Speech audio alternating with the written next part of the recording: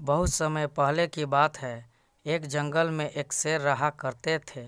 वह प्रतिदिन आसपास के जंगलों में जाकर शिकार पकड़ते थे और वापस अपने गुफा में आकर विश्राम करते थे।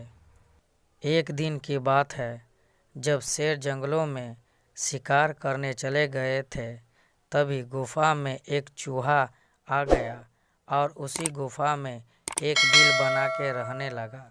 जब शेर गुफा में विश्राम करते थे, तभी चूहा बिल से निकलकर शेर का बाल कुतर देता था।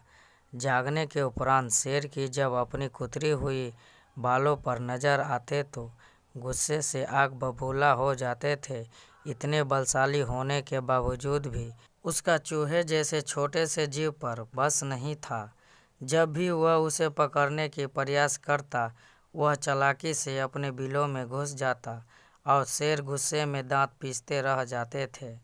एक दिन शेर ने सोचा कि इस छोटे से जीव पर अपनी ऊर्जा व्यर्थ करने का कोई औचित्य नहीं है। इसके विनाश के लिए ही इसका कोई दुश्मन लाना चाहिए।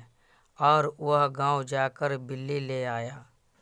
प्रतिदिन शेर बिल्ली के लिए ताज़ा मांस लाया करता था और प्रेम से उसे खिलाता। बदले में बिल्ली शेर को विश्राम के समय चौकसी करती। बिल्ली की उपस्थिति में चूहा डर के मारे बिल में घुसा रहता था। शेर अब निश्चित होकर सोने लगा।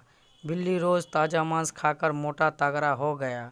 चूहा भूखे प्यासे बिल में पड़ा रहता। एक दिन व्याकुल होकर वह अपने बिल से निकल गया। शेर उस समय विश्राम कर रहा था और बिल्ली पास ही बैठकर मांस खा रही थी। चूहा बिल्ली को चकमा देकर शेर के पास जाने का प्रयास करने लगा, किंतु बिल्ली बहुत चालू थी। उसने चालाकी से चूहे को अपने पंजे में दबोच लिया और मारकर खा गई।